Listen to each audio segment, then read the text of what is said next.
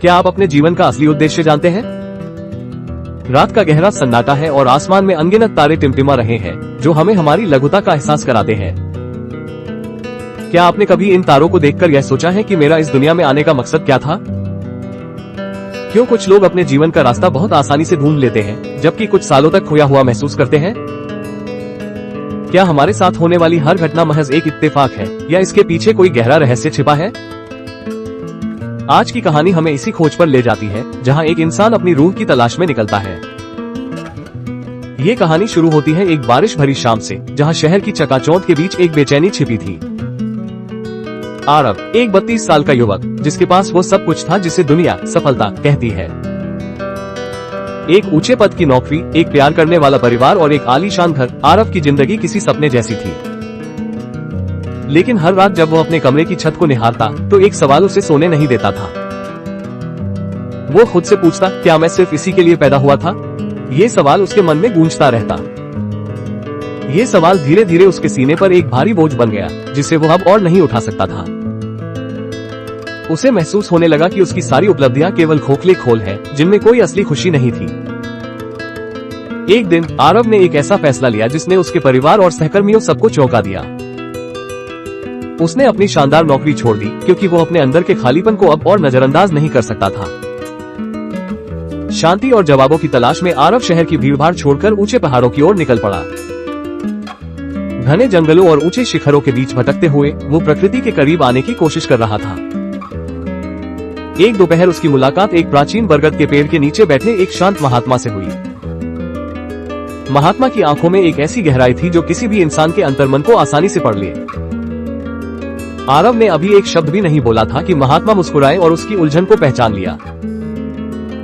महात्मा बोले, तुम अपने जीवन के उद्देश्य की तलाश कर रहे हो, है ना?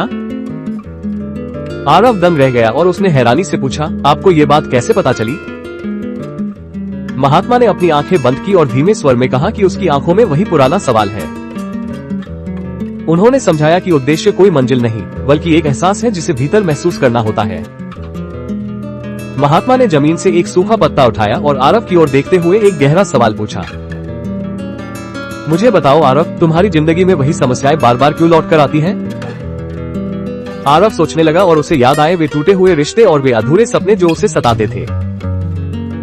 उसे महसूस हुआ जैसे वो एक ऐसे चक्रव्यूह में फंसा है जिससे बाहर निकलने का कोई रास्ता नहीं।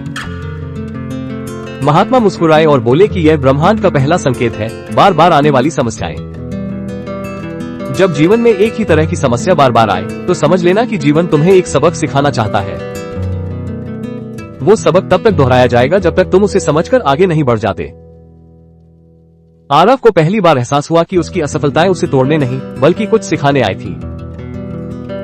फिर महात्मा ने दूसरा संकेत दिया और आरव से उसके जीवन के कुछ खास संयोगों के बारे में पूछा। क्या कभी ऐसा हुआ है कि तुम्हें ठीक उसी पल कोई ऐसा व्यक्ति मिला हो जिसकी तुम्हें जरूरत थी? आरव को याद आया कि सालों पहले एक अजनबी ने उसे एक छोटी सी सलाह दी थी जिसने उसकी सोच बदल दी थी। महात्मा ने आरव की आंखों में देखते हुए कहा कि ये संयोग महज इत्तेफाक नहीं, बल्कि ब्रह्मांड के मार्गदर्शन है। अब महात्मा ने आरव को तीसरे संकेत की ओर ले जाने के लिए उगते हुए सूरज की ओर इशारा किया। उन्होंने पूछा, आरव, वो कौन सा काम है जिसे करते समय तुम समय और दुनिया को पूरी तरह भूल जाते हो? आरव खामोश हो गया और उसकी यादें उसे बचपन के उन दिनों में ले गई जब वो बहुत खुश था। उसे याद आया कि कैसे वो गांव के गरीब बच्चों को एक टूटी हुई छत के नीचे बैठकर पढ़ाता था। उन बच्चों की आंखों में चमक और सीखने की ललक देखकर आरव का दिल जीवंत हो उठता था। आरव को एहसास हुआ कि वो खुशी उसे अपनी आलीशान नौकरी और ऊंचे पद में कभी नहीं मिली। महात्मा ने मुस्कुराते हुए कहा, तुम्हारी स्वाभाविक रुचि ही तुम्हारे जीवन के उद्देश्य का सबसे बड़ा इशारा है। फिर महात्मा ने चौथे संकेत की चर्चा की, जिसे उन्होंने अंतरात्मा की आवाज का नाम दिया। उन्होंने समझाया कि ब्रह्मांड हमसे चिल्लाकर नहीं, बल्कि बहुत धीमी फुसफुसाहट में बात करता है। आरव को याद आया कि कैसे कई बार उसके मन ने उसे गलत रास्तों से आगाह किया था, लेकिन उसने अनसुना कर दिया। उसने महसूस किया कि समाज के दबाव और डर ने उसकी अपनी आंतरिक आवाज को दबा दिया था। महात्मा ने उसे सिखाया कि जब हम शांत होते हैं, तभी हम उस दिव्य दिशा सूचक यंत्र को सुन सकते हैं। अब आरव पांचवें संकेत की ओर बढ़ा, जहां उसकी पसंद और प्राथमिकताओं में बदलाव आने लगा था। उसे अब महंगी गाड़ियां और ब्रांडेड कपड़े बेमानी लगने लगे थे। उसका मन सादगी की ओर झुक रहा था। उसे अब किसी भूखे को भोजन कराने में वो सुकून मिलने लगा जो करोड़ों के बोनस में नहीं था। महात्मा ने कहा, जब भौतिक सुखों से मोह कम हो और सेवा का भाव बढ़े तो समझो आत्मा विकसित हो रही है। आरव ने तय किया कि वो अब अपनी बाकी जिंदगी दूसरों के काम आने में बिताएगा।